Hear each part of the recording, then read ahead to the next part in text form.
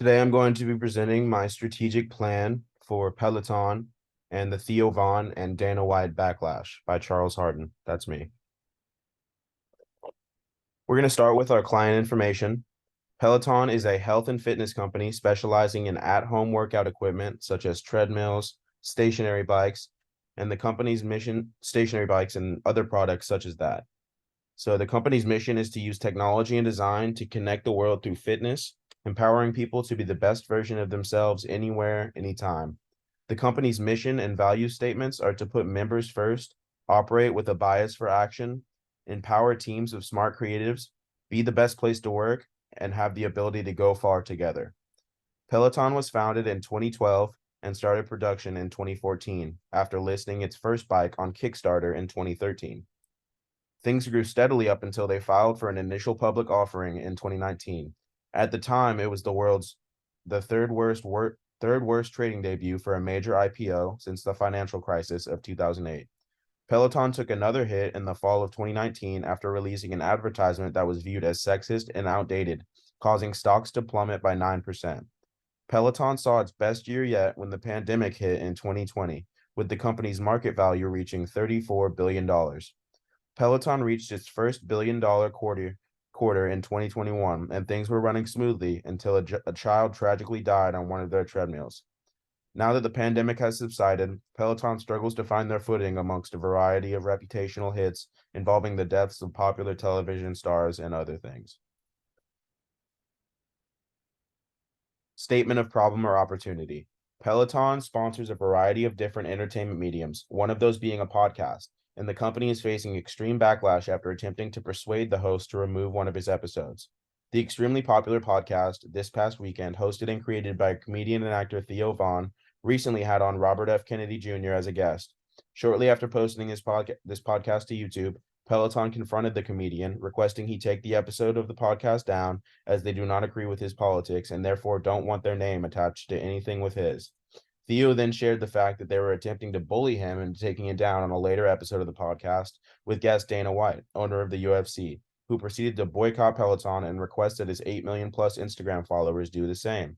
This situation is extremely important and could be detrimental to the company. Between the two of them, they are a whopping 14 million Instagram followers alone, and an additional 7.3 million combined on Twitter. I consider this to be an obstacle that Peloton needs to address quickly before the situation turns into something larger. Considering the massive following between the two of these men, it could greatly affect the company's bottom line.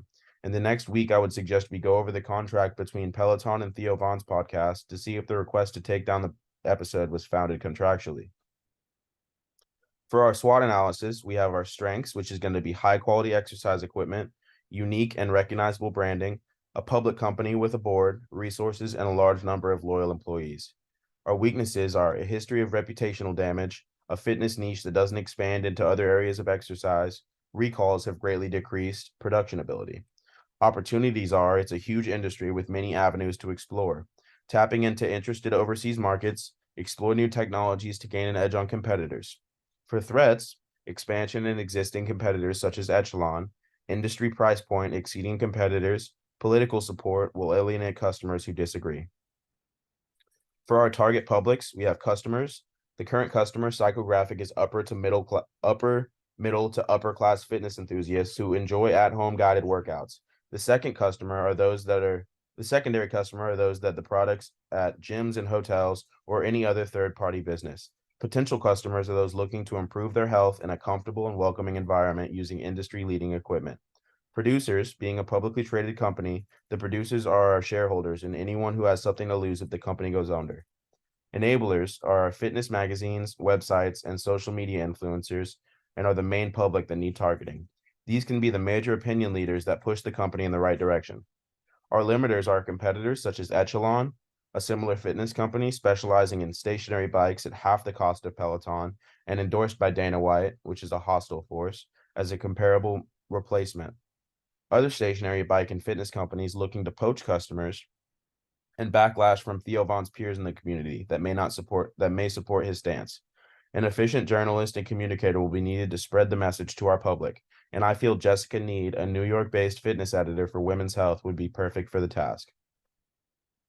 For our goals and objectives, Reputation and relationship management is the top priority right now, and that will be reflected in our goals. Goal 1 will be to reinforce Peloton's image by reaching out to similar podcasts offering sponsorship. To have an effect on the awareness of the podcast viewers is our first awareness objective. Better understand what Peloton truly cares about and what real the mission of the company is. To have an effect on the acceptance of this particular niche of viewer and ingraining ourselves into the podcast culture, catering our advertisements towards them on the episodes we sponsor. To have an effect on the action of not only the viewer, but Theo Von and Dana White by showing remorse for the behavior shown and correcting it, prompting support from the cause. Goal 2 is to elevate our relationships with others in the industry, fostering a healthy competition and mutual respect. To have an effect on the awareness of those that have switched to Echelon or one of our other competitors, showing that we believe in our product so much that we support the competition. To have an effect on the acceptance of our competitors, creating meaningful relationships with Echelon and other brands in order to end the boycott Dana White put in place at his gym and to his followers. To have an effect on the actions of Echelon, put the ball in their court using possible incentives if they can persuade Dana White to give the company another chance to redeem themselves. Next is going to be our action strategy.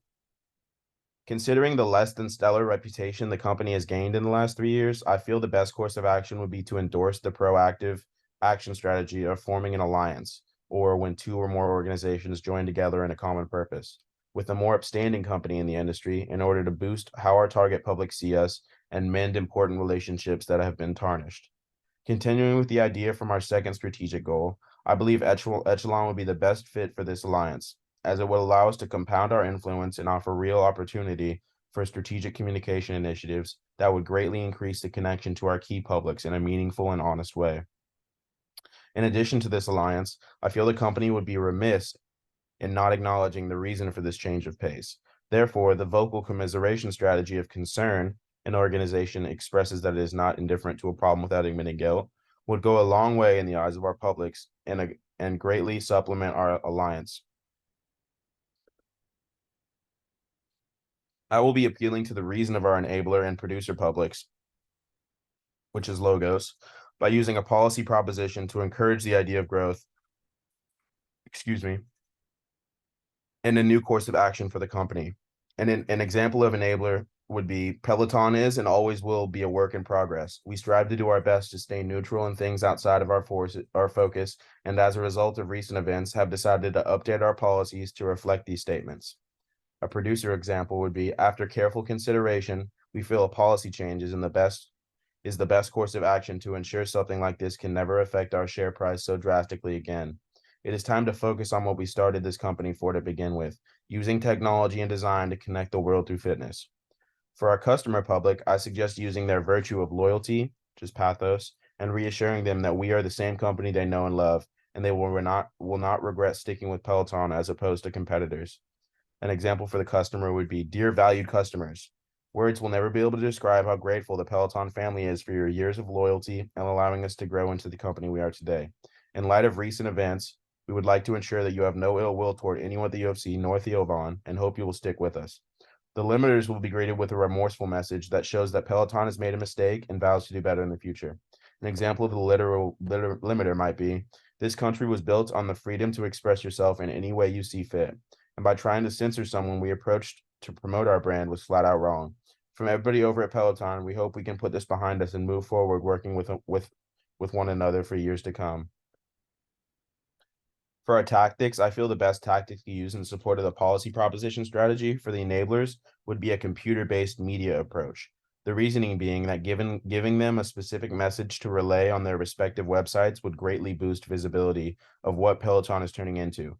As for the producers, I feel the best course of action in addition to the policy proposition strategy is to release to our shareholders a position statement in order to properly voice Peloton's opinion on the matter in a clear and concise way. Peloton's customers need something that shows appreciation of their loyalty, and I feel setting aside a fund for promotional items to be sent to our most valued customers would do just that. As far as implementation goes, I've created a timeline right here. It's going to be a 4-week timeline, and then our budget is right under that. We're going to have $1 million budget, which I feel is appropriate for a PR situation of this size. And for our personnel, it's going to be $500,000. Material is going to be $100,000. Media costs will be $200,000. Equipment and facilities will be 100,000. Administrative costs will be 100,000. And then week 1, we will implement policy proposition and position statement to producers. Week 2, we will implement policy proposition and computer-based media approach to our enablers. Week 3, we will send out promotional items to valued and loyal customers. Week 4, we will reach out to limiters with remorse and message of goodwill to limiters. After week 2, we will evaluate the effectiveness of implementation and look at message production. If Peloton does not see an upward trend in the market and consumer feedback does not reflect projections, a second round of computer-based media will be used, pushing the campaign to 5 weeks. Final evaluation reporting plan. The mode of evaluation will be a before and after study, which will provide a benchmark or baseline for comparing the effectiveness of the campaign. After the campaign is complete, the primary research that should be conducted consists of the message production and distribution from our enablers.